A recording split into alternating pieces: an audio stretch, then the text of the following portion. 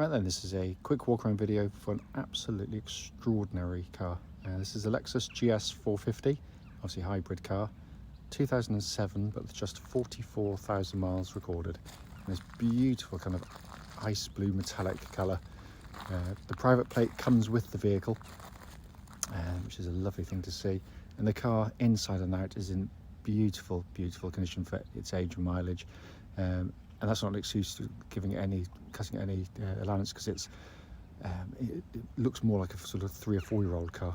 Front of the car, lights and lenses clear and intact, and the bonnet, can't see any obvious stone chips sort of jump out at me.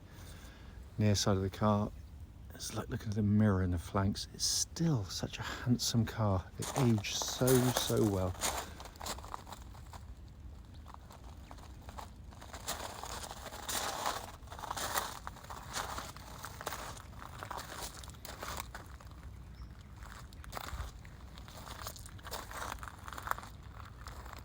And the back of the car again, absolutely unmarked. Around the offside, the driver's side. Again, as with the near side, just mirror smooth, unbelievably clean.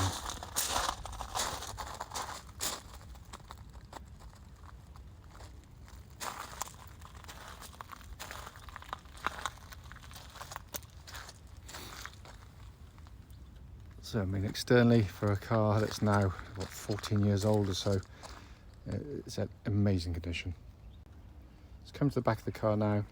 Again, coming inside, it looks as though the rear seats have hardly ever been used. They look almost factory fresh. They're incredibly clean.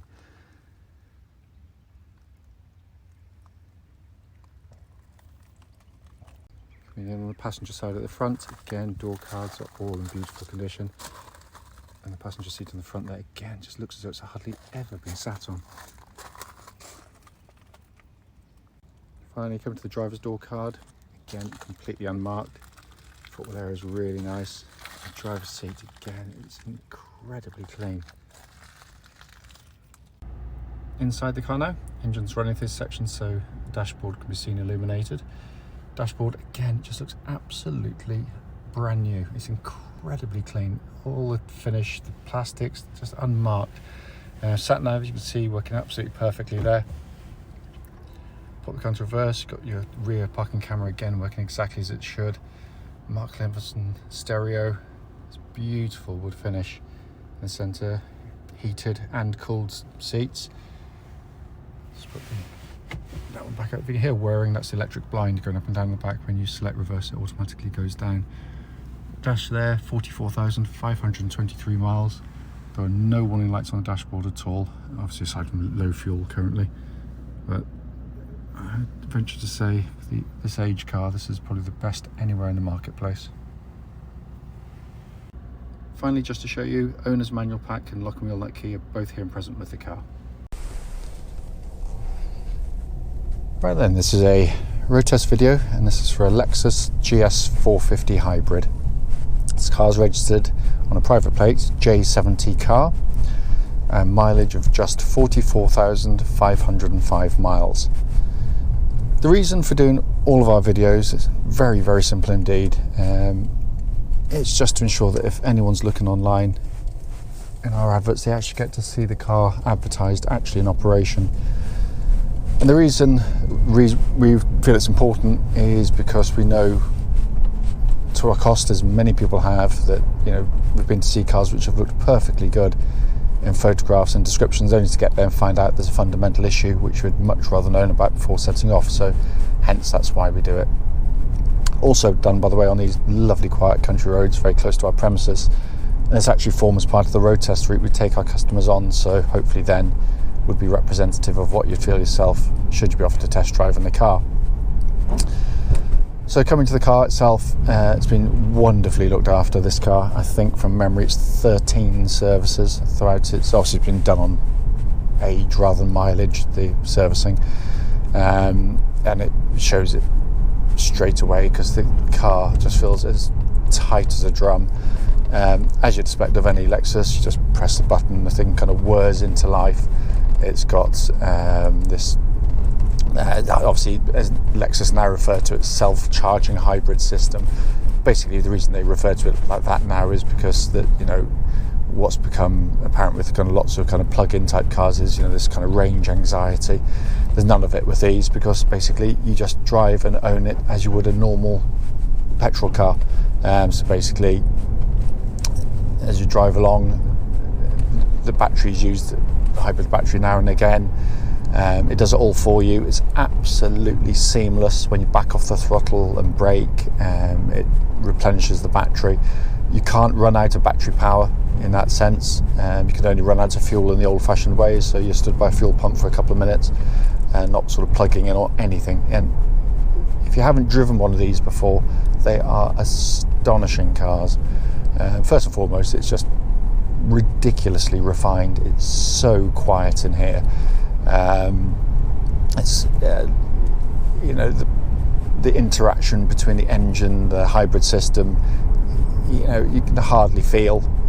It's simply genius in the way it operates. It really, really is. Also, when combined with the gearbox, manoeuvring around, I mean, it's particularly noticeable, I find, when you come to a stop, start, you know, manoeuvring, that kind of thing. It makes other cars in its class, which are more conventional in their propulsion, if you like, feel really clumsy. You know, just there for the sake of argument, it's so smooth on and off the throttle. It's absolutely beautifully done, and they are quick cars. It's not to say that this is the sort of car you hustle along. It's not that type of vehicle. It's a car that rewards with being almost silent, but should you need to put your foot down, you know, literally picks up and goes. And the V6, when it kicks in, is so pleasing to the ear from what you can hear of it. It's just got that lovely V6 sound.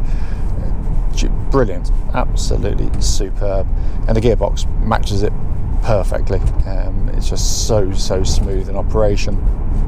By the way, no warning lights on the dashboard at all relating to the engine or any other part of the car, and temperature gauge currently running at just under a half, which is exactly where it's meant to be on one of these vehicles.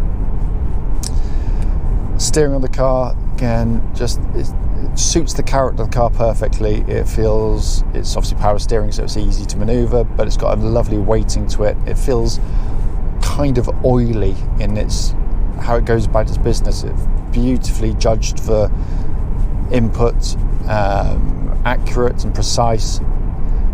Not sporty. Not going to pretend it is for a second. It's not that. I said it's not that type of car. If you want sporty, you'd go for something like a BMW or sort of a hard, you know, a more sporty variant of an Audi A, whatever. But this is, you know, it's if you just literally want to get from A to B as comfortably as possible, it's absolutely fantastic in that sense. It's also, you know, it feels as tight as a drum on the road. The steering, the suspension, everything about it.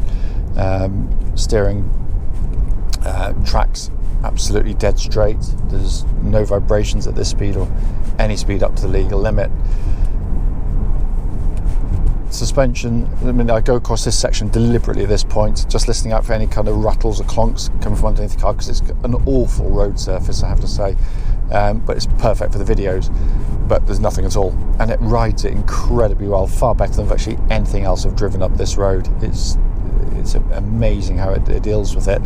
And you know, whilst, as I said, it's not a particularly sporty car, what it is incredibly precise through the corners. It flows the corners wonderfully well, reasonably flat. You know, the criticisms Motor and Press tend to hand out to these things are that they, you know, at the limit. Well, virtually no one I know that buys these drives them like that. It's a car to just waft along in and just enjoy the refinement of the vehicle. It really is sensational. Coming to the brakes on the car, I'm going to give them a bit of a shove and hold on to my bits and bobs, but nice solid brake pedal on the car, brings the car up nice and straight and true. Worth pointing out, all these things are going to be checked by the M&T test station. which will hopefully be done over the next couple of days, and that's independent of us, so they get on and do it, and whatever we need to do, we do, basically.